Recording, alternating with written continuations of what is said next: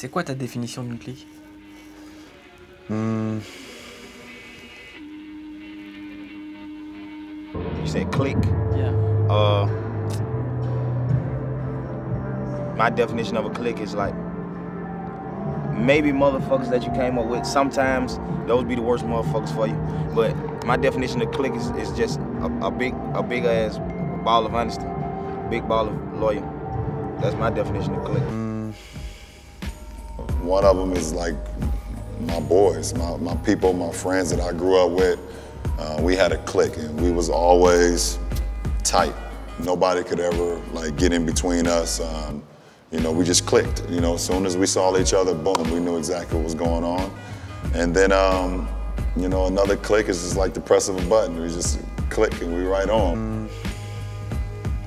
Pour moi, c'est sur un souris à l'ordinateur, le clic. Et après un déclic, j'en ai eu plusieurs dans ma vie. Pour moi, c'est mon frère.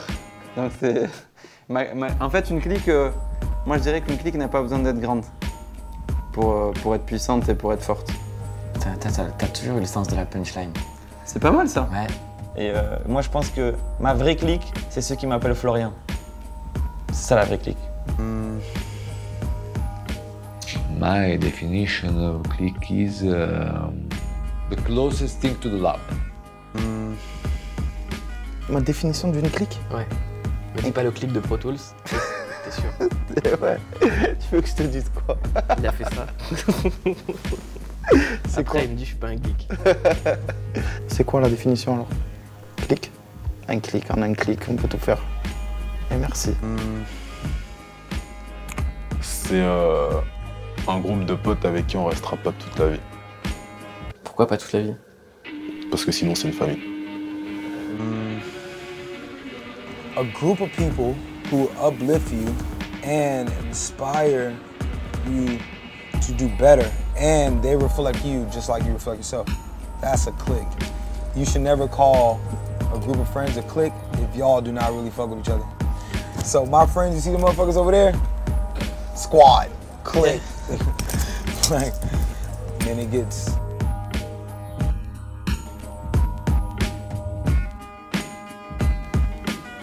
Merci Farid.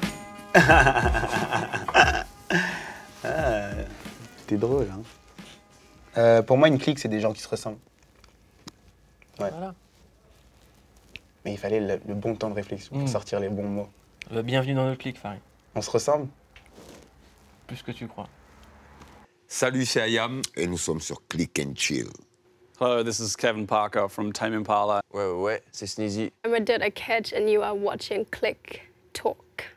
Ok, mais chégué, c'est gradure. Salut, c'est Meryl sur ClickTalk. Sale. T'as percé dans le rap sur la scène nationale en montant à Paris, est-ce que c'était dur? Ouais, c'était dur, bien sûr. Bien sûr. Moi, quand il y a très peu de gens qui le savent, mais je l'ai déjà dit dans des titres. Quand je suis monté, j'avais la vingtaine, j'avais 1 an de prison à faire. J'étais plus ou moins distancé, si je peux le dire, avec ma famille. J'avais pas de très bons rapports avec ma famille à cette époque-là. Donc je suis parti de chez moi. Et quand je suis arrivé à Paname, je l'ai dit dans un de mes titres, j'avais fait Autopsie de Booba, j'avais fait Talent Fâché 4 de Iqbal, j'avais fait Goldfinger, Les yeux dans la banlieue, j'avais fait plusieurs projets comme ça qui étaient des projets très connus. J'avais fait Street Lord 2. Et puis le soir, je dormais dans ma voiture, tu vois. T'as capté? Je rentrais, je faisais des photos avec les gens la journée et le soir, je me posais, je mettais 20 € d'essence dans ma voiture et je dormais dans ma voiture. Parce que j'avais pas forcément de logement quand je suis arrivé. Et c'était compliqué. J'ai dormi pas mal de temps à Gare d'Austerlitz. Il y avait un petit squat sous un pont. Je squattais chez les potes quand ils répondaient au téléphone. Moi, je me revois encore en train de charger mon Alcatel là, sur une vieille prise en haut des métros là, pour pouvoir essayer d'appeler quelqu'un, quoi. Ouais. J'ai eu le succès en même temps que les problèmes ici. Donc ouais, ça a été très dur, très dur, mais je prenais ça comme une bénédiction que ça m'arrive à moi, tu vois. C'est pas n'importe qui est éprouvé comme ça. Donc je l'ai pris pour une bénédiction, plus qu'autre chose. J'ai eu des galères en vrai de vrai, moi. J'ai eu des galères un peu stick me, mais des galères dues à moi. Hein. C'est moi qui me suis mis dans la merde. Parce qu'en fait, je t'ai dit, j'étais pas honnête avec moi-même. Et là, ça devient dangereux de ouf. J'étais pas honnête avec les gens. Je volais personne ou quoi que ce soit, j'ai jamais volé de ma vie. Mais c'est vrai que tu vois, j'ai essayé de me donner un statut un peu plus important. Et ça, c'est des trucs qui m'ont mis un peu dans la merde. Ça m'a éloigné de certaines personnes. Je me suis même mis des gens à dos à cause de ça. Tu vois, je le reconnais. Je me suis mis des gens à dos à cause de ça. J'ai menti, frère. Tu vois, j'ai menti à des gens, j'ai fait des... Mais c'était pas des mensonges pour manipuler ou pour, tu vois... C'est des mensonges pour vivre. C'est des mensonges pour dire que, vas-y, frère, je suis pas de merde, quoi. Tu vois, c'est des mensonges je vois pour, ce que tu veux dire. Pour exister, tu vois ce que je veux dire. Ouais, je vois. Et frérot, en fait, donc, vu que je me suis mis des gens à dos, c'était parti en cacahuète dans ma vie, je savais plus quoi faire, je savais plus où j'en étais dans ma vie. Donc effectivement, je me suis retrouvé un soir avec toutes mes valises, toutes mes affaires, sur un trottoir seul, à bout, il venait de m'arriver que des dingueries. Donc je savais pas où dormir le soir. Effectivement, j'étais à Gare de l'Est, j'ai pas dormi, hein, mais j'étais à Gare de l'Est, frérot, en Hesse, en galère. Et là, il y a un pote qui m'a sauvé, Hugo Launay. Voilà, j'aime bien citer les blasts parce que lui Hugo Launay, c'est vrai que je le cite pas souvent, mais en vrai de vrai, il mérite parce que ce mec-là, il m'a remis sur ça, c'est Dieu qui me l'a envoyé celui-là. Un jour, je l'ai appelé, je dis frérot, écoute, il était avec moi au cours Florent. Je lui avais un message, je lui dis frérot, écoute, il s'est passé ceci, il s'est passé cela. Hier, j'ai dormi là, j'ai plus de batterie. Est-ce qu'il y a moyen que je vienne dormir chez vous ce soir? Alors que j'aurais pu rentrer chez mes parents, j'avais mes affaires déjà. Il est venu me chercher direct. Je me rappelle, j'étais à Bastille, frère, juste à côté. J'étais à Bastille, juste à côté, dans un café à côté là. Il est venu me chercher à Bastille. Il m'a dit, Hakim, bien sûr, viens dormir chez moi, frère. On se connaissait ni d'Adam ni d'avant. On était ensemble en cours, dans un cours en option, on se voyait une fois tous les mois. On se connaissait pas, c'était le numéro sur lequel je tombais. Je dis, vas-y, j'essaie de l'appeler lui. Je l'ai appelé, frérot. Il est venu me chercher, il a vu, j'étais sale, j'étais crade, j'étais pas bien. Je t'ai dit, il venait de m'arriver que des dingueries. Et il est venu me chercher, et j'ai passé 2 ans avec lui, frère. On est devenus colocs. Pendant 2 ans, c'est devenu un de mes frères. Je le dis et je le redis, je l'ai déjà dit 1000 fois, mais la première personne avant moi-même qui ait cru en moi, c'est Mouloud Achour. Et c'est pour ça que je lui serai éternellement reconnaissant. C'est pas parce qu'on est sur Click que je dis ça, je l'ai toujours dit ailleurs. Vraiment, il a cru en moi avant moi-même. Maintenant, je le dis aussi, c'est la personne la plus dure avec moi dans le travail. Voilà, c'est qu'il m'a jamais fait de cadeau. Non, mais j'ai passé plusieurs années vraiment pas cool où je gagnais très peu d'argent et j'avais vraiment beaucoup de factures à payer. Après, pour devenir intermittente du spectacle, j'ai dû faire des goûters d'anniversaire. Et en fait, moi, j'adore les enfants. Mais les goûters d'anniversaire, c'est pour les enfants de riches. Les enfants de riches, c'est pas des enfants normaux. C'est vraiment pas des enfants normaux. Et je devais être déguisée en clown ou en princesse. Et c'était odieux comme travail. Et même en plus que c'était odieux, les employeurs nous traitaient hyper mal. Mais vraiment, c'était honteux en fait. Allez, la Reine des Neiges, fais des roulettes. Tu sais combien? Non, mais j'étais payée, il y avait une société, ils nous payaient 45 € pour 3 heures d'animation. Il faut que tu sois une demi-heure avant et des fois, c'est hyper loin. Donc en fait, moi, des fois, j'en avais pour 6 heures, aller et retour, le temps d'être là en avance, de ranger après, pour 45 balles. C'est chaud. Tu m'étonnes que t'arrivais avec le somme à 19h ou à 20h au Paname. Ouais. Non, je suis énervé. C'était horrible. C'est ça. Tout s'explique. C'était vraiment horrible. Tout s'explique. Quand il y avait des freestyles et tout, et que c'était en quoi, en 2015? 2015, ouais, en 2015. Toi, ta vie, elle ressemblait à quoi à ce moment-là? Tu faisais quoi de tes journées? C'est sûr que c'est pas la même vie que maintenant, tu vois. Mais j'étais à la cité, hein. Certaines occupations, voilà, le papier. Maintenant, ça va, c'est carré, on est dans la musique, tout va bien. Je suis content. Puis la vérité, j'en ai un peu marre de cette vie. Paris, ça m'a gonflé. La musique, ça m'a gonflé un peu. Tu vois, tous les mauvais côtés, en fait. Si tu veux, je suis privilégié. Mais là, ça fait 10 ans. Donc au final, au bout de 6 ans, tu commences à voir les mauvais côtés du truc. Les mauvais côtés de la musique? Hein? Les mauvais côtés de la musique? Bien sûr. C'est 7 ans, j'ai pas de vie privée. Puis les gens, sous prétexte qu'ils t'écoutent, tu leur appartiens. Vrai ou pas, tu vois, tu leur appartiens. Donc... il y a 85% de mensonges de tout ce qu'on raconte. Je vis avec ça. C'est ça, le milieu du rap, ma vie privée, tu vois. Regarde, j'ai dû partir à 7 heures, j'ai dû faire 7 heures d'avion pour avoir un semblant de tranquillité. Mon frère, il travaille sur mon projet, mais il a travaillé sur le projet de plein de gros artistes en France, et ça a fonctionné, ça a toujours fonctionné. Qu'est-ce qui ferait que pour moi ça fonctionnerait pas? À moins qu'on me dise que j'ai pas de talent. Mais après, c'est pas ça qu'on dit de moi. Quand on me rabaisse, c'est pas ça qu'on dit de moi. Il y a des gens qui disent ça, bien sûr, ils ont le droit, et ok, c'est les goûts et les couleurs. Mais quand je sors un morceau et qu'on me rabaisse parce qu'on me dit que je suis juste une pute qui sert à rien, et que je devrais pas faire de musique parce que je suis une pute, par exemple, mais c'est dur en fait. Tu dis à quel moment on va juste parler de ma musique, de ce que je suis en train d'essayer de faire. Même pour le descendre. Mais pourquoi on ne parle pas juste de ça? C'est là où moi ça m'atteint. Qu'est-ce que ça t'inspire? Je ne sais pas si tu as vu ce passage-là. J'ai vu ce passage parce que déjà, je regarde toutes les interventions qu'elle fait et puis je regarde tous les formats de clics. Mais ouais, je pense qu'elle a tout dit. C'est difficile pour une femme avec un discours de se faire une place, on va dire, en vrai dans le monde, hein, mais en France. Et puis une femme noire qui est belle et qui n'a pas peur de le revendiquer, en plus de son discours. C'est limite, si tu veux faire un discours, si tu veux dénoncer des faits de société ou tu veux parler de réussite et tout, vas-y, fais-le, mais sois pas belle. Hein? Je pense que c'est vrai, c'est quelque chose que j'ai pu observer parce que j'ai toujours été aux premières loges. Je me rappelle quand le premier clip qu'elle sort en featuring avec Booba, Cruella, sort sur YouTube. C'était la première fois que sur une vidéo YouTube, je voyais autant de dislikes. Les commentaires qu'elle se prenait dans la face, il n'y a personne qui parlait de son flow, personne qui parlait de ses lyrics. Tout le monde parlait de « ouais, c'est une meuf, pour qui elle se prend, pour qui elle se prend, pour qui elle se prend ».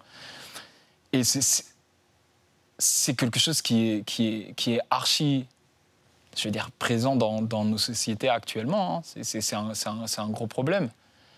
Et quand je vois ça, je me dis « ouais, elle n'est pas… » On dit toujours… Enfin, nous, en fait, on évite de dire « oh, elle n'est pas reconnue à sa juste valeur ». Quand on parle entre nous, on dit juste « on fait ce qu'on a à faire ».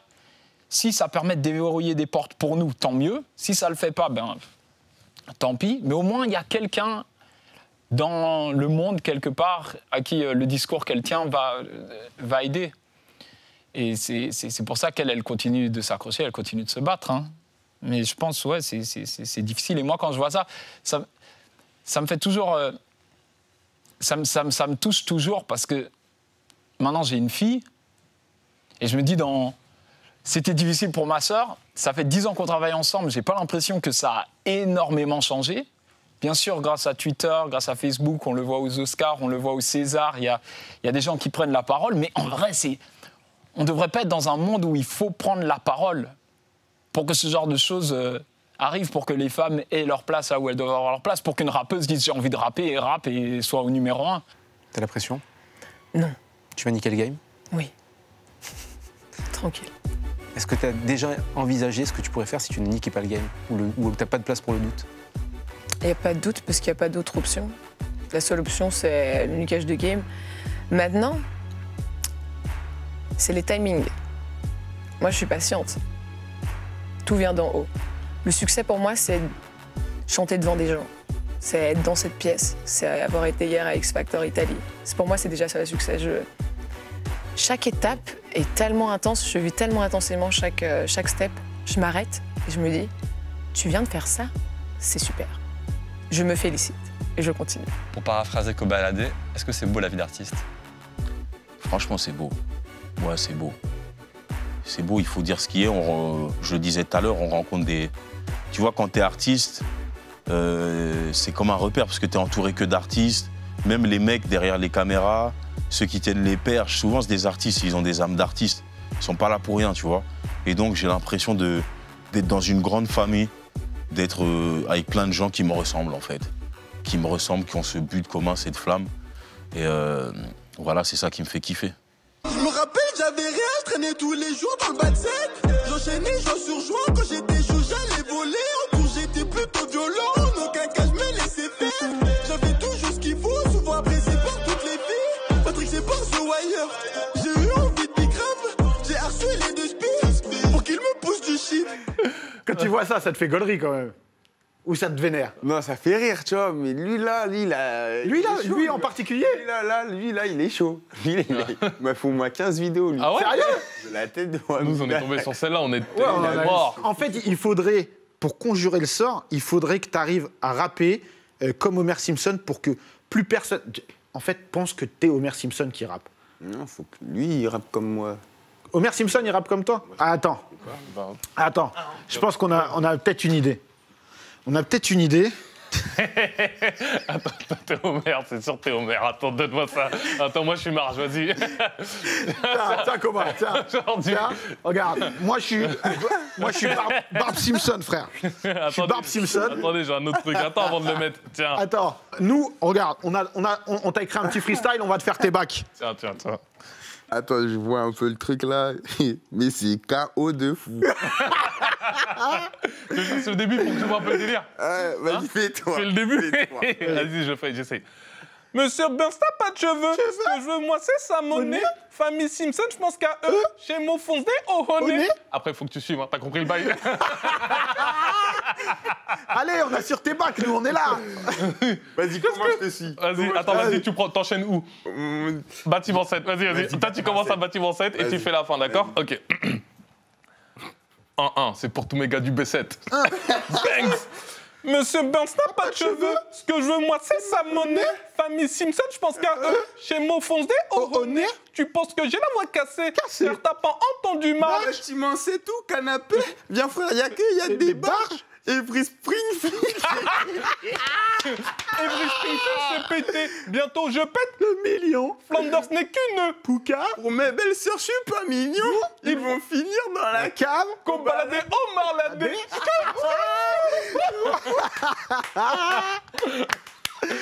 Ah, bien ouais, mon gars. Bien ouais, mon gars. Non, là, vous êtes fort. Très mystique. C'est normal. Tout à l'heure, vous parlez que de musique, vous parlez pas de One Piece. Je vous ai ramené de la bouffe et on va parler de One Piece. Ah, d'accord, allez, c'est parfait. C'est la vie, mettez-vous bien. Enfin, je sais pas qui a commandé quoi. Moi, je le dis sans aucune honte, j'ai pleuré devant One Piece. C'était Mugiwara. Là, c'est ton équipage. Ouais. Ah, vas-y, si tu devais mettre un nom sur... Là, c'est vrai, ça, c'est intéressant. Voilà. Si tu devais mettre un nom sur chacun des... Jamel. Ouais, c'est qui? Je dirais c'est Zoro. Zoro, ok. T'as regardé sûr. Découpeur. Découpeur, d'accord. Regardez. Ah, t'es quoi, on a? Chavi, je dirais... Ne finis pas. Non. T'inquiète pas, il va me faire moi, t'inquiète pas. Comme c'est le beatmaker, je vais lui donner la place du médecin. Ok. C'est Chopper. Il est petit, mignon et tout. Il règle. Moi, dans ma tête, je suis dans One Piece. Dans ma tête, j'arrive dans l'humour, comme One Piece, il arrive dans le Shinsekai, qui est le nouveau monde, pour ceux qui ne savent pas ce que c'est. Et voilà, tu sais, avec des nakamas, avec des potes, tu sais, on s'appelle nakama, t'es mon nakama, Boone, c'est mon nakama, Jimo, Redouane, Az, Roman, Fari, tu vois, tout ça, Thomas, Jason, tout ça, on est une grande famille. On est tous des pirates et chacun vient Ce que j'aime, c'est vivre son aventure. C'est deux personnages qui sont en marge de la société. Exactement. Ils écoutent que leur cœur, que leur Exactement. Toi, Mouloud, comment t'as découvert l'animé Dragon Ball? Comme je pense tout le monde, enfant en regardant le Club Dorothée. Et après, il y a eu le souvenir de ce fameux jour. Et c'est drôle parce qu'on en a parlé avec Kairon qui en parle aussi sur scène, je crois. C'est le jour où Sangoku s'est transformé en Super Saiyan. Et en fait, il y a eu une bascule totale. Et tout d'un coup, Dragon Ball, on était passé de... C'est un truc qui nous fait vraiment marrer. Et moi, j'adorais le côté blagueur de Dragon Ball. Moi, j'étais vraiment fan de Dragon Ball. Le côté blagueur, il était génial. Et j'ai vu une bascule où, quand il y a eu ce moment-là dans Dragon Ball Z, c'était devenu cool pour tout le monde d'être dans Dragon Ball. Chose qui n'était pas le cas, c'est important de Chose le qui dire. n'était pas le cas, vraiment. C'était parfois, certains considéraient que c'était un peu gamin. Hein. Exactement. Voilà. Surtout à côté de Senseiya. Voilà. Moi, je suis encore pro Senseiya total. Mais non, Dragon Ball, c'est un truc qui a changé plein de trucs dans ma vie. Ça se trouve, je serais pas là s'il n'y avait pas eu Dragon Ball. Parce que à l'époque, l'animé avait beaucoup de retard. Comme tu l'as dit dans la première partie de l'émission. Voilà. Enfin, sur Dragon Ball. Sur la diffusion de l'animé, ouais. Et sur Dragon Ball Z, c'était encore pire. Il fallait regarder 8 semaines pour avoir une réponse à une phrase. Et en fait, c'est comme ça que j'ai rencontré le groupe La Caution. C'est parce qu'à l'époque, Hightech avait des vidéos, à l'époque en PAL, des enregistrements japonais de Dragon Ball. Et j'avais sa petite sœur qui était avec moi en 6e ou 5e. et je suis allé frapper à sa porte pour avoir une cassette. D'accord. Donc c'est comme ça. Tout est parti de là. Tout est parti de là. Dragon Ball, créateur de liens sociaux depuis. Et au-delà de ça, d'amitié. Je pense que sans cette histoire-là et sans la caution, il n'y aurait pas eu la suite, il n'y aurait pas eu Click. Donc quelque part, on doit. Il n'y aurait pas eu nous non plus. Il n'y aurait pas eu nous. Donc c'est pour ça que Dragon Ball, c'est un marqueur très important dans ma vie. Et je pense que c'est le cas pour plein d'amitiés en fait. Ça a créé plein d'amitiés, plein de connexions parce que Dragon Ball, comme Senseiya, c'est un déterminateur de valeurs. Et il y a un tronc commun dans l'affect qu'on a avec les personnages. Les troncs du shonen qui se répercutent sur nous, quoi.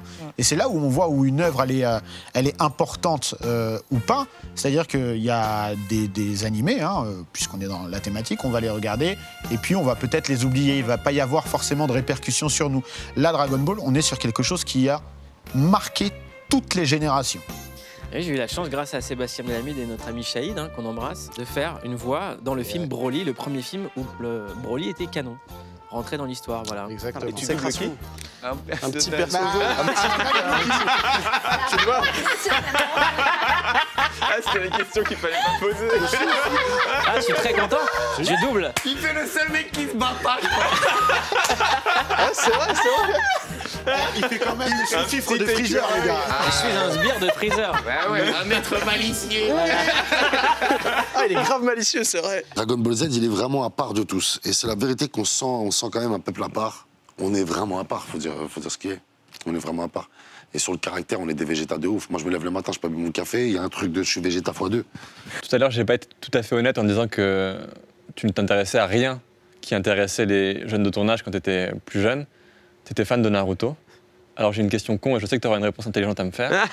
Est-ce qu'il est éloquent, Naruto ? Ouais, moi j'adore la pop culture. Les gens ne le savent pas forcément, mais en fait, moi, ma vraie culture, c'est beaucoup plus la pop culture que la culture classique. Donc évidemment, j'ai vu tous les Naruto. Naruto, est-ce qu'il est éloquent ? Je sais pas. Être éloquent, c'est bien parler. Bon, Naruto, il parle pas particulièrement bien et il a un langage très parlé, très oral.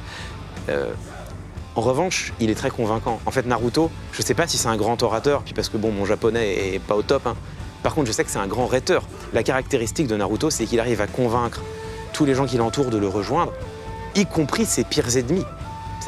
D'ailleurs, c'est un stéréotype qui revient souvent dans les shonen. Le héros qui finalement, plus que vaincre ses ennemis, parvient à les convaincre. C'est Sangoku qui réussit à rallier Vegeta, c'est Naruto qui réussit à rallier Pain, et même à la fin à rallier Sasuke.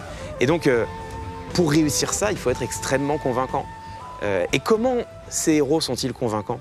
Que ce soit Naruto ou Sangoku, ils sont convaincants par leur authenticité. Ils parlent avec leur cœur, ils parlent vrai, et en parlant vrai, ils parviennent à convaincre. Et bien, ce qui est beau, et ce qui est un peu rassurant, c'est qu'on retrouve ça dans la rhétorique. En fait, c'est un mot qui court, mais il est très largement vrai. Les discours les plus convaincants sont souvent les discours les plus convaincus, c'est-à-dire les discours les plus vrais. Et ça, c'est ce qui fait que la rhétorique est une si belle discipline, et c'est aussi quelque chose de rassurant, parce que c'est l'un des garde-fous qui nous prémunissent contre la manipulation. C'est pas si simple que ça de manipuler. Il faut réussir à être vrai. Naruto, je crois qu'à la belle époque, c'est-à-dire quand il y avait Naruto sortait régulièrement, il y avait un Naruto vendu toutes les 30 secondes en France. On était un peu l'exception française, parce qu'en fait, au Japon, c'était plutôt One Piece qui cartonnait. Et pendant 10 ans, en France, ça a été totalement le contraire. Avec les États-Unis. Oui. Mais la France était quand même un des meilleurs. Oui. Mais c'était, on va dire que les États-Unis ont justement énormément surpris le Japon avec Naruto, puisque c'était une histoire de ninja, etc. Et je crois qu'il y a plus de 100 millions de tomes qui sont vendus. Et on était à contre-courant totalement du Japon, qui était parti sur l'histoire du pirate, quoi. Nous, on était beaucoup plus ninja. Et pendant une décennie, ça a été effectivement Naruto, la marque, l'univers, l'imaginaire, quoi, de ce petit bonhomme qui, quoi qu'il arrive, il y va. Et encore une fois, surtout, on s'attache vraiment à tous les personnages, quoi. Naruto, il est tellement loyal à Sasuke. Ça n'existe même pas, un ami comme ça. Je veux dire, le gars, au début de la série, il a 8 ans ou 10 ans, un truc comme ça, jusqu'à ses 18 piges. Il se bat pour remettre son pote dans le droit chemin. Moi, c'est un exemple de vie, c'est sûr. Toi, t'aurais aimé avoir des potes comme ça ? Aujourd'hui, j'en ai, mais c'est vrai qu'il y a une longue partie de ma vie où j'aurais voulu, Naruto est au manga, c'est un peu ce qu'Harry Potter est à la littérature jeunesse en fait.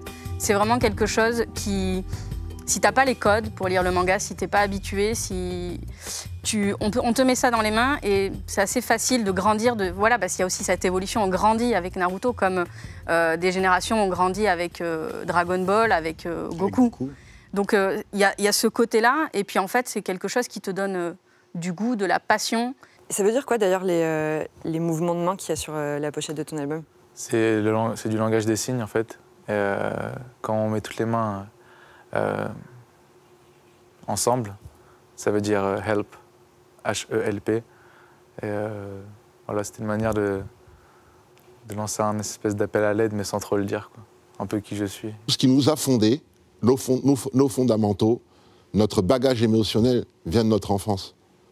Donc tout le reste de notre vie passe à régler ou à vivre avec ce bagage-là. Le prof qui te demande d'enlever ta veste et que d'un coup, c'en est trop pour toi, ça, c'est une phrase qu'il y a très peu de gens qui comprendront. Mais quand t'as été gros et que t'étais les années collège, parce que maintenant, en vrai, on est grand, on a grandi, mais quand t'es petit et que t'aimes pas ton corps, mais à un point de... Même t'as pas envie d'aller à l'école, des fois. Et le prof te demande de mettre ta veste, tu sais que toutes les filles vont regarder, et alors que toi, c'est le seul truc que tu veux cacher, même si t'arrives pas à le cacher. Bah ouais, il y en a qui sont sortis de cours, il y en a qui revenaient plus en cours. Mais moi, j'ai toujours essayé de rester solide. Ton albinisme, quand t'en parles, tu dis que jeune, c'était... Enfin, quand t'étais enfant, ouais, c'était compliqué. C'était dur. Ouais. Notamment, il y a eu beaucoup de rejets des autres, etc. Ouais. Ça t'a rendu un petit peu solitaire? Ça m'a rendu solitaire, ouais. En fait, je me reposais sur la musique, c'est-à-dire que moi, je calculais pas trop les gens, j'écoutais que de la musique, je me mettais dans mon coin, j'écoutais de la musique. Petit, parce que chez nous, les veillées, on y va. Les petits, on est là, on voit des corps, tu vois, c'est assez traumatisant, on reste des jours, les corps viennent dans... Quand ma grand-mère est morte, par exemple, ma grand-mère maternelle, on a admis son corps dans le salon pendant 3 jours, donc je dormais à côté, toi t'as peur, tu sais pas, il faut cacher les miroirs avec des draps, parce qu'il faut que l'âme parte. Soit je suis dépressive et donc je ne mange pas, je ne bois pas, je ne me douche pas, je dors et je passe 1 mois dans mon lit. Impossible de sortir dehors parce qu'on est très anxieux, du coup le regard... On a l'impression, même s'il y a une personne qui marche, on a l'impression qu'il y en a 100 derrière nous, que dès qu'on passe quelque part, tout le monde nous regarde, donc c'est très très angoissant. Et la phase euphorique, c'est quand on se sent le plus fort, qu'on peut tout faire, qu'on peut vraiment tout faire, quoi, et que rien ne nous arrêtera, quitte à faire des choses totalement débiles. On m'a diagnostiqué Gilles de la Tourette quand j'avais, je pense, 9 ans, un truc comme ça, à la suite de problèmes d'attention à l'école, notamment, les profs qui disaient « ouais, il n'est pas attentionné, il fait ci, il fait ça, machin, nanana ». Et en fait, ça se traduisait par des tics nerveux au niveau des yeux, que j'ai encore d'ailleurs, mais ça se voit moins parce que soit j'arrive à le camoufler, soit j'en ai moins. Oxmo Puccino a guéri de son enfance? Oui, bien sûr. J'ai guéri de mon enfance. C'est un chemin. Ça n'arrive pas du jour au lendemain, mais oui, j'ai guéri de mon enfance. Ouais, bien sûr. Hey, c'est Jackie et Benji, les 2 necks marrons, et on est venu faire le bilan calmement sur Click Bang Bang. Salut, c'est Jossman. Salut, c'est Agathe Oprou. Salut, c'est Zolt. Salut, c'est Niro. Salut, c'est Nemir. C'est Yuzma, et vous regardez Click Talk. Il y a 2 ans, j'avais été à la Paris Games Week, on va dire en tant qu'abonné. C'est-à-dire que j'avais 40 000 abonnés, mais je me faisais pas reconnaître plus que ça dans le salon. Et dès que je voyais un youtubeur, genre j'allais le voir, je lui demandais une photo, j'étais trop content, tu vois. Et 1 an après, j'ai gagné 1 million d'abonnés sur YouTube et tout. Et quand je vais à la Paris Games Week, du coup, je me fais reconnaître, c'est les gens qui font des photos avec moi. Du coup, je sais exactement ce qu'ils ressentent, je sais à quel point ça leur fait plaisir et tout. J'ai pas l'impression de leur devoir ça, mais si, quand même. Mon tip, ça va être un truc très pragmatique, mais se déconnecter des internets. Genre le soir, arrêter de scroller sur notre Instagram toute la soirée. C'est un vrai tips. Arrêter de se dire que toutes les filles, tous les mecs qu'on voit sur Instagram sont des gens qui sont hyper bien dans leur vie. C'est pas la réalité. Il y en a beaucoup qui prennent les gens pour des cons. Et moi, je le vois hors caméra, en fait. Et ça me... C'est pas que ça m'insupporte, parce que ça me regarde pas. Mais je me dis, c'est pas bien. C'est pas bien. Vous aidez pas la cause. Aujourd'hui, avec cet appareil, on peut filmer ce qu'on veut, parler avec qui on veut, envoyer des images au bout du monde. Et pourquoi est-ce qu'avec un tel progrès technologique, la notion de vérité régresse? La communication n'est pas la compréhension. Mais vous savez, la multiplication des informations n'est pas l'accroissement de la connaissance. La connaissance, c'est pas l'information. Peut-être qu'il nous a manqué une Greta Thunberg au cours des dernières décennies pour effectivement dire à tous les décideurs politiques, nous l'avons dit, je crois, à notre façon, mais peut-être de façon pas assez claire, eh bien que c'était la science qui devait être, disons, la base quand même des décisions des politiques. Moussa! Oh Moussa, mec de mon bâtiment! Mais t'es sérieux là? Ça fait longtemps, Moussa! Tu continues avec ces conneries là? Moussa! Gros, tu te rends pas compte, tu m'as niqué ma vie! Tu m'as niqué ma vie, je sors dehors, on me dit que ce truc là! Tu m'as niqué ma vie, c'est bon, arrête un peu, débranche frère! C'est la vraie vie là! Moussa, arrête d'être énervé tout le temps, toi. Mais tu comprends ce que je te dis? Allô, c'est la vraie vie là! Vas-y, j'ai compris, je t'attends dehors et on rentre ensemble. On rentre ensemble. Vas-y, c'est bon. On habite dans le même bâtiment. Recommence pas, gros. Vas-y. Mais il fallait leur dire qu'ils mettent Moussa mec de mon bâtiment à la place de Sams. Je t'attends. Vas-y, coupe. Viens là. Mais t'as un tonton qui récemment veut refaire de la bagarre avec Booba. C'est pas de la bagarre.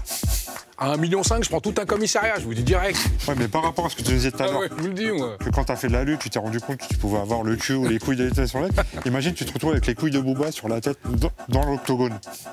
J'ai pas d'animosité envers le raclo. Mais vu qu'en ce moment c'est l'UFC, etc., l'octogone, viens, on va dedans. Je te rentre dedans, je te fais montrer quelle heure elle est, et l'histoire elle est bonne. Je perds, je prends 500 000, hein, c'est toujours pour mon merdeux. Je gagne, je prends 1,5 million. Là, c'est plus pour mon merdeux, c'est pour moi et tout le monde. Le sang met de la couleur sur la grisaille. Le public a besoin de voir la fin des polémiques, il a besoin de sang, mais quand le sang coule, personne ne veut l'essuyer. Suis-je le plus fort? Les avis divergent. Je vais tout baiser comme si j'avais diverge.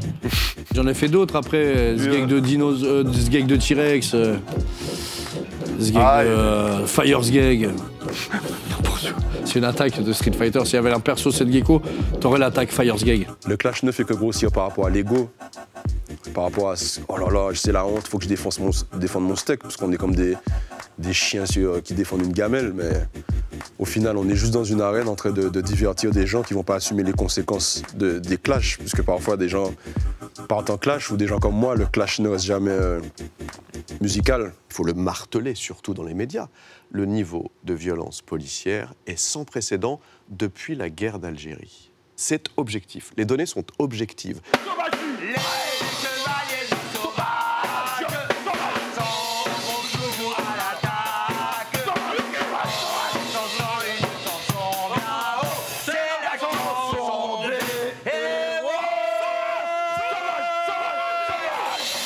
Moi, j'aimais bien Rita Mitsuko, tu sais, Marcia Bella, là. T'es celle-là. Et bon, bah, en vérité, je voulais les québras, je voulais pas faire autre chose. Hein. Je te dis, sérieusement, j'étais pas venu pour faire de la musique. Mais tu te dis, c'est quand même une opportunité. Et bon, à défaut de pas la mettre dans le sac, lui et sa copine, ben, t'es raqué pour sortir 3-4 phrases et tu dis, bon, bah, ça va, hein, c'est cher payé pour ce que c'est. Du jour où j'ai commencé à allumer Pro Tools de cet ordi, là, j'ai fait... Je crois que j'ai fait plus de 800 000 sons au moins. Ah ouais? Ah ouais, à l'ancienne, vraiment. Mais c'était tous les jours, pas qu'un son. C'était tous les jours, tant que ça rappe. On fait un son, ouais, viens, on refait. Tu vivais avec tes parents à l'époque? Moi, je vivais avec ma mère. Et il disait quoi, avec mon frère. Il disait quoi, ta mère et ton frère, quand ils te voyaient enfermé devant Pro Tools? Ah, ma mère, est-ce qu'ils savaient ce que tu faisais devant l'ordinateur? Non, ma mère, elle sait rire. Elle croyait que tu regardais des vidéos cheloues ou... Non, même pas, elle savait que je faisais la musique et tout, parce que j'avais acheté le matériel et tout, mais bon... Elle serrait et tout, d'un coup j'étais dans la chambre, j'envoyais des ambiances, tu criais fort et tout. Elle serrait, elle faisait la sieste. Oh là là. J'ai commencé parce que quand j'ai eu 18 ans, ma mère m'a offert un petit... je lui ai demandé un petit synthé, je me rappelle.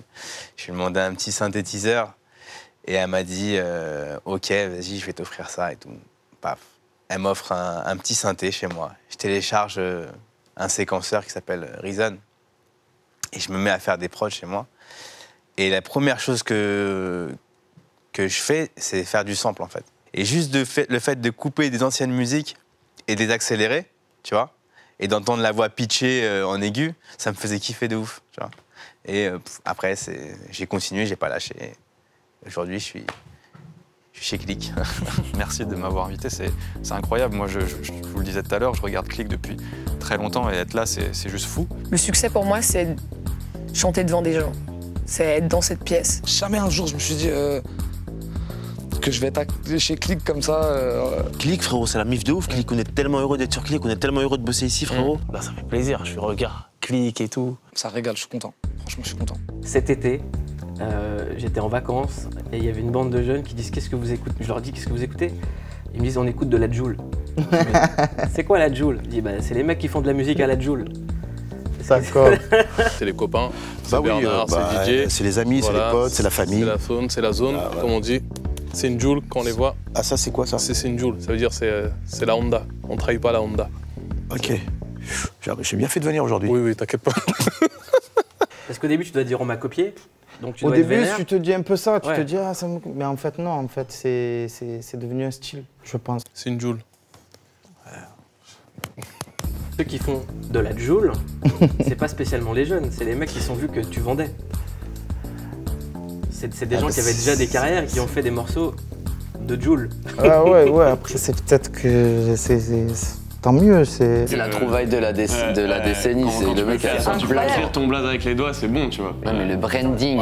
C'est une Joule, c'est même devenu ringard de le faire tellement tout le monde l'a fait, tu vois. C'est comme un dab. C'est comme un dab. On m'a demandé, tu peux faire un selfie avec moi, tu peux faire ça. Je vas-y. Par exemple, je fais un peu la Black Day. La Black Day aussi, c'est la danse des XV Barbares. Tu connais les XV Barbares? Ben, cette danse, par exemple, là, quand je me lève et je le fais. Vas-y. Je te montre. Ouais. Bah, tu vois cette danse là par exemple comme ça. Tu vois, après tu peux faire des rotations en mode tu lances 2 coups là, tac, tac, tac. Et je pense c'est ça. C'est déjà de ça, tu vois, c'est parce que moi quand j'ai commencé vraiment à kiffer, tu vois, c'était plus mes parents qui me montraient les sons. C'était moi qui mettais ma musique. Les Backstreet Boys, j'avais 11 ans quand ils ont sorti le clip Backstreet's Back. C'est le premier concert que j'ai vu dans ma vie. J'avais 12 ans, puis voilà, comme il y avait la danse dans ce clip-là, Backstreet's Back, j'avais appris la chorégraphie par cœur, je m'en rappelle. Et quand j'étais allé voir leur concert, dans les gradins, je faisais la chorégraphie de Backstreet Back, c'est au moment où ils le faisaient, et je me rappelle avoir tous les gens autour qui regardaient, et je faisais mon show, mon père était gêné, tout ça, mais voilà, ça a fait partie aussi des moments qui m'ont donné envie de faire ce métier. Tu t'en souviens encore de la chorégraphie? Ouais, je me rappelle. Ah ouais? Ouais. Tu l'as fait parfois? Je m'en rappelle, ça faisait comme ça. Ça faisait Everybody, yeah. Le mot qu'on ne retrouvera jamais dans un de vos textes. Moi, je dirais swag. Swag, il faut le... Bah déjà, ce mot est mort. Il faut s'en débarrasser. Clairement, C'est il vrai a que ce disparu. mot est enterré quand Donc, même. je pense qu'on ne le retrouvera jamais, ni dans mes textes, ni nulle part. Aïe, C'est aïe. fini, au revoir, swag. Allez, ciao. Est-ce qu'il y a des morceaux que tu écoutes et des artistes qui sont pas des rappeurs et qui font, De ouf. qui font des mélos? De ouf. À la Qui, base, par moi, exemple j'aime grave toutes sortes de musiques, des musiques de fou, des fois. Des fois, je peux écouter de la variété et tout. Mais c'est des musiques, franchement, moi, tu vois, qui m'ont marqué, même au niveau des mélodies, des phrases, tu vois. C'est des tournures de phrases que moi, je comprenais pas. J'étais petit et j'ai pris du temps à comprendre ce qu'ils disaient. Jette la bouteille à la mer comme Balavoine. À l'intérieur, tous mes crimes SOS, je le dis dans un de mes sons, de mon prochain projet. Je me cache pas de ce que j'écoute, parce que je sais qui je suis. C'est pas t'es un bouffon parce que t'écoutes un tel ou t'écoutes un tel, tu vois. Tu sais, j'aime bien qui des fois et tout. En ce moment, je suis un fou. J'aime bien Jennifer. J'écoute Jennifer des fois la nuit, là. Je sais pas pourquoi je fais ça, t'as vu. Mais j'écoute Jennifer. Je sais pas, j'aime bien et tout. Genre quel morceau? Donne-moi le temps. Ah mais moi je l'adore. J'aime trop ce son. J'aime trop ce qu'elle dit, là. Et dis quoi déjà? Donne-moi le temps. Donne-moi le temps d'apprendre ce qu'il faut apprendre. Y a pas d'amour au hasard. On a des bonnes bases, ouais, on a des bonnes bases et on a des chanteurs poètes, tu vois. C'est pour ça que je suis très content de parler français, d'être en France, d'avoir grandi si fort. C'est une chance. Pour moi, c'était obligatoire. Quand je reçois Youssou N'Dour, mon papa doit être là. Je vous présente mon papa, il est là. Je suis très content qu'il soit là. Je suis un peu ému parce que c'est vraiment quelque chose. Mon papa m'a toujours encouragé. Tout à l'heure, vous parlez des parents qui démissionnent. Mon papa, moi, a toujours été derrière moi. Il m'a toujours encouragé. Moi, je suis né en Guadeloupe. J'arrive à l'âge de 9 ans dans les régions parisiennes, à Bois-Colombes. Et dans cette classe de CM2, il y a des enfants qui me traitent de sale noire. Et donc, c'est quelque chose que je reçois avec une violence. Donc, je demande à ma mère pourquoi. Ma mère ne sait pas me répondre. Elle me dit c'est comme ça. C'est qui ta mère? Ma mère, c'est une battante. C'est une battante. C'est quelqu'un qui n'a pas vraiment peur. C'est une battante, vraiment. Avant, ma mère, c'était juste un symbole, en fait. C'est comme si j'avais démystifié ce symbole pour voir vraiment un être humain à l'intérieur. Aujourd'hui, ta famille, elle est fière? Ouais, très fière. Très, très fière. De t'es fier d'avoir rendu ta famille fière? Ouais. Le seul truc, on va dire, qui me fait un peu mal, c'est que ma mère, elle m'a jamais vu sur scène. C'est le seul truc qui me, tu vois, comme le jour où je fais la cigale et que je suis en train de faire le titre Mama d'ailleurs. Moi, carrément, je me suis dit quand j'allais faire Mama, j'allais pleurer. Et j'ai pas pleuré, j'avais la haine en fait. Parce que je regardais en face et je me disais, ah putain, elle est pas là. Il y a quelques semaines, tu m'appelles un vendredi très tard en me disant il y a une cause qui me touche, c'est la cause des Rohingyas. Viens, on va au Bangladesh dans 2-3 jours. Je te dis ok, je t'envoie Anthony Chélan et Charlotte Vautier. Ils ont passé quelques jours avec toi. Et là-bas, tu as rencontré une petite fille qu'on va découvrir dans le film. Why she is here?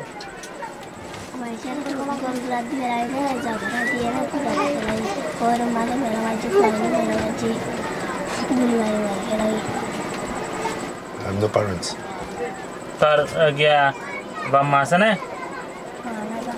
Her mom is died, but father here. Is here? Okay. Who is she for him?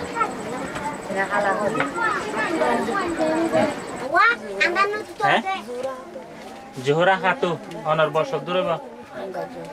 Ara ni diri bukut bandiero, pitar ara ara lian, dia maza kan naik. Gura-gara fuan, bafu buru ge dukpai bulu bukut bandi lian ni diri ara.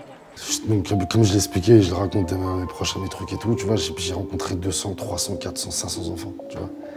J'ai passé 10 jours là-bas. C'était les jours les plus... Je sais pas, t'es en émotion, c'était trop, tu vois. Mais elle m'a marqué, je sais pas comment t'expliquer, frérot. Tu vois, ouais, ça va, là. Je lui donne un petit billet, tout ça, ouais. Elle part en courant. Puis le mec, il l'appelle, tu vois, le mec de l'association, il l'appelle, elle revient. Comment tu t'appelles? Il dit merci, elle me dit merci, t'as qu'à sauver.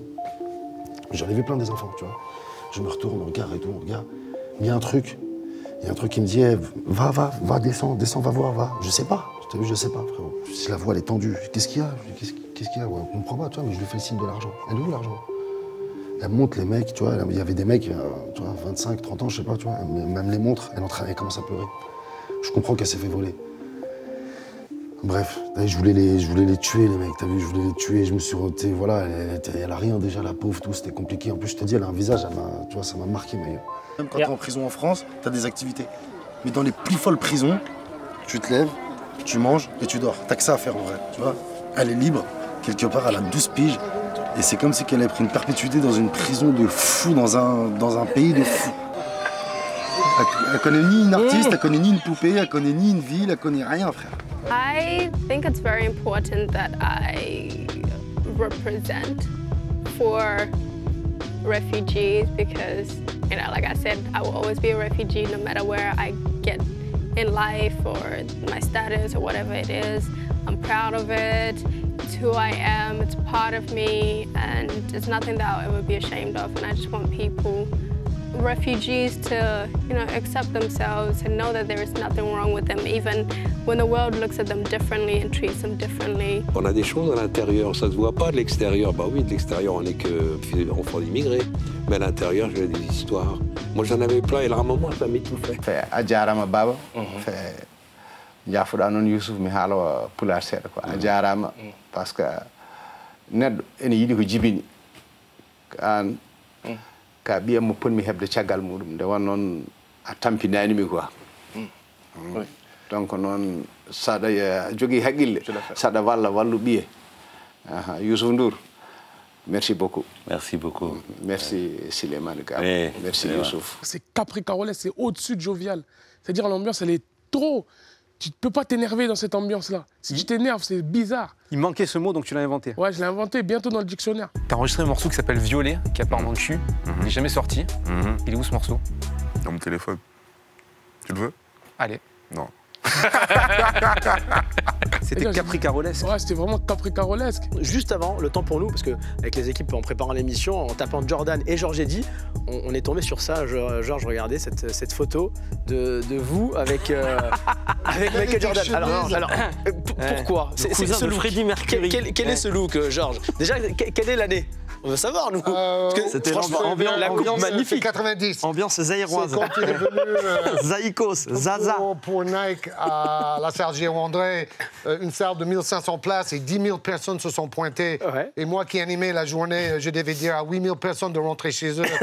J'ai jamais été sifflé et hué comme ça de toute ma vie. Si je n'ai pas retrouvé dans tes yeux la lumière, c'est que ton cœur a lâché tes poumons, une rivière à oublier tes enfants et les enfants de tes enfants, à oublier ton prénom et le chemin de la maison.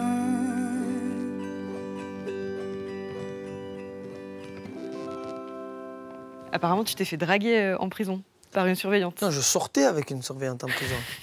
C'est quoi cette histoire, tu peux me raconter? Ben, j'avais ce fameux morceau, Ma'alish, qui marchait beaucoup dehors. Et je voyais qu'elle me regardait d'un air insistant, etc. On a copiné, etc. Et un jour, elle m'a dit, tu me signes un autographe, Sosomanes, tu me signes un autographe. Moi, je lui ai pris sa main et je lui ai mis mon numéro de téléphone que j'avais en cellule. Et le soir, quand je lui donnais mon numéro de téléphone, elle m'a dit, tu n'as pas peur que je te pète? Et je lui ai dit, écoute, moi, je t'ai donné mon numéro, maintenant, tu fais ce que tu veux. Et le soir même, elle m'a appelé, donc voilà. Vécu un petit truc, petit fantasme de centaines de milliers de détenus. Et je me rappelle d'une émission de radio que j'avais faite il y a 8 ans, où j'avais fait une blague sur mon clitoris. Et en fait, il n'y avait que des hommes, et vraiment, ça a été une chape de jugement. Tu as été la pote gênante. Quand les premiers chapitres ne prenaient pas et que les lecteurs trouvaient ça trop sérieux et trop sombre, le responsable éditorial lui a dit que ce serait peut-être bien de mettre un peu de déconne et de rigolade dans tout ça. Et c'est là que Rojo a introduit le légendaire Mokoli, donc le coucou à la française, et donc les érections à répétition de Ryo Saeba. Et c'est à partir de ce moment-là que la série a vraiment explosé et décollé dans le magazine, quoi. Chose que vous n'avez pas connue si vous avez regardé l'animé. Oui. Il se passe bien d'autres choses, en fait. Quand j'ai dit le mot clitoris, j'ai senti que là... Elle a osé. C'est ça, et c'était il y a 8 ans. Et aujourd'hui, je pense que ça passerait... Mais est-ce que tu crois pas que les gens se seraient crispés de la même manière si un mec avait dit le mot bite? Non, je pense pas, non. Tu crois? Non, personne n'est offusqué du mot bite. C'est vrai. Le morceau Sentimental, dedans, tu dis pourquoi c'est si dur de baiser sans se faire de mal? Ouais, j'aime trop cette phrase. Sentimental, pourquoi c'est si dur de baiser sans se faire de mal? Sans se faire de mal. C'est vrai. À chaque fois, il y a des problèmes. À chaque fois, il y a des problèmes. On dirait la chatte et le phallus, ça va pas ensemble, alors que c'est fait pour matcher. Donc, chaque fois que tu baises, il y a toujours un truc. Les gars, c'est du sexe. Et que parfois, il y a des gens qui se détruisent vraiment. Putain, m'a pas trompé, ou mon gars, tu as craqué et tout. Mais en fait, tu te dis non, les gars, à l'aise. C'est vrai, mais c'est pas si grave. C'est fou de dire ça. On va me dire, mais Dems, calme-toi. Mais en fait, si t'appuies pause, c'est pas vraiment si grave. En vrai, la vérité, la vraie vérité, je m'en bats les couilles, tu vois. Mais tu peux pas expliquer pourquoi t'aimes quelqu'un, tu vois. Donc du coup, c'est toujours le même débat, en fait, en général. Et c'est là où je crains. Moi, je suis très mauvais, ça. Quand on me dit je t'aime, je dis OK. Tu dis merci? Ouais, c'est déjà ça. T'arrives à répondre je t'aime aussi? Ouais, bien sûr. Mais c'est très, très, très rare. Votre mot préféré, Aloïs Sauvage? J'ai envie de dire amour. C'est beau. C'est quoi le plus beau mot d'amour en lingala? Nalingiyo mingi. Nalingiyo. C'est-à-dire que je t'aime beaucoup, je t'aime, Nalingiyo. Être amoureuse, c'est un moteur de création ou ça empêche? Ouais, mais comme plein de trucs. Je pense que ça permet d'écrire.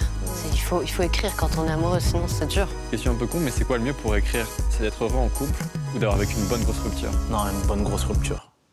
Parce que t'as des choses à dire. Quand tout est parfait... Et de toute façon, un artiste, il est meilleur quand tout va mal dans sa vie. Le cancer, ça a quel effet sur la vie amoureuse? Tu sais que j'avais hyper peur de ça.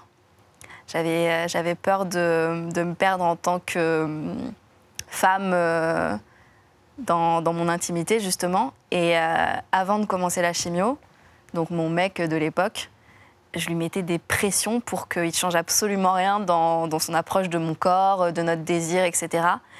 Alors que lui avait plutôt tendance à jouer le médecin, ce qui était pour moi insupportable. Il osait à peine me toucher, il me prenait soin de moi, il remontait la couverture jusqu'au menton. Je dis vas-y, arrête, j'en peux plus, quoi. Et comme ton corps change au départ, parce que moi, dans la période d'attente du diagnostic, comme j'étais extrêmement stressée de savoir ce qui m'arrivait, j'ai perdu beaucoup de poids. Au début de la chimio, j'ai continué à perdre du poids, puis j'ai repris au bout de 3-4 mois. Mais donc, tu vois, ton corps change, ta silhouette qui change, tu es extrêmement fatiguée, tu n'as plus d'énergie, tes cheveux qui tombent, que tu laisses dans le lit par poignée. Genre, tu les caches avant que ton mec se réveille. Enfin, c'est un enfer. Donc, tes habits qui ne te vont plus, etc. Donc, dans ton appréciation de ta féminité, c'est un petit peu compliqué. Mais j'avais la chance d'être bien accompagnée, donc ça s'est ressenti le moins possible, mais c'est vrai que c'est compliqué. Ne serait-ce qu'au début, quand tu poses ton cathéter et que ton corps est tuméfié, t'as pas spécialement envie de te déshabiller, et, enfin, tu te sens pas sexy, quoi. Il reste plus beaucoup de temps à vivre, mon pote.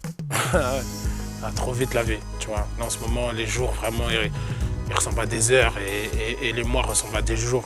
Et les années ressemblent à des mois. Donc, ça s'accélère de fou, tu vois.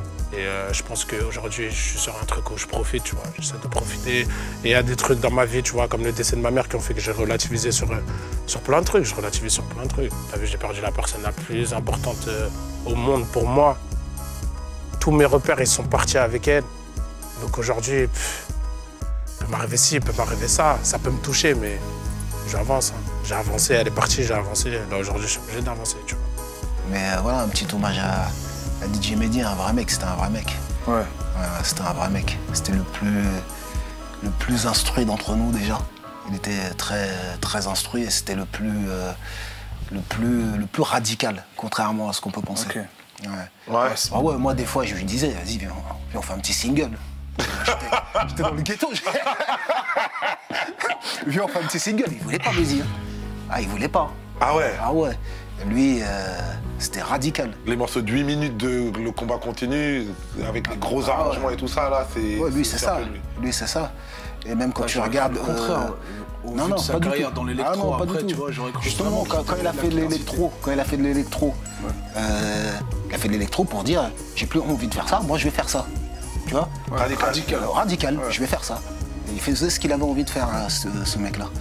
C'est quoi l'influence de c'est Public Enemy? J'ai toujours trouvé que... Ouais, c'est Public Enemy, c'est... Wu-Tang. Ouais, Wu-Tang à mort, on a écouté Wu-Tang à mort. Ouais. Nous, on était à fond dans le Wu-Tang Clan, mais tout le monde, moi aussi. Tout le monde, à fond. Sauf qu'on n'était pas sur scène, tu vois ce que je veux dire. Et Mehdi, c'est lui qui est derrière les gros succès du 113 aussi. Ouais. Si tu vois, mais quand tu regardes les Princes de la Ville, les tubes, à part ton du Bled, quand le morceau, par exemple, Prince de la Ville, je crois qu'il y avait un autre, Camille Grotstar, c'est pas des morceaux où tu pouvais dire ça va être un tube. Hein.